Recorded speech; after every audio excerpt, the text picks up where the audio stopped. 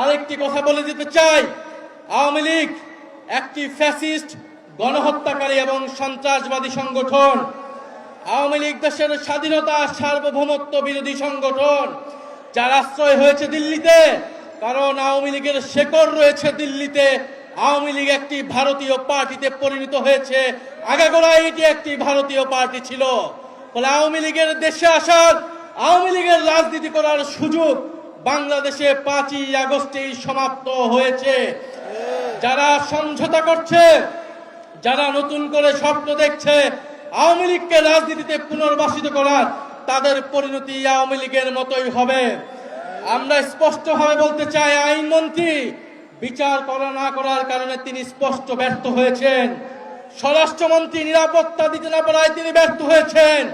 তথ্যমন্ত্রী তিনি স্পষ্টভাবে ব্যর্থ হয়েছেন। আওয়ামী লীগের সুশীল সমাজকে তিনি মিডিয়ায় স্পেস দিচ্ছেন।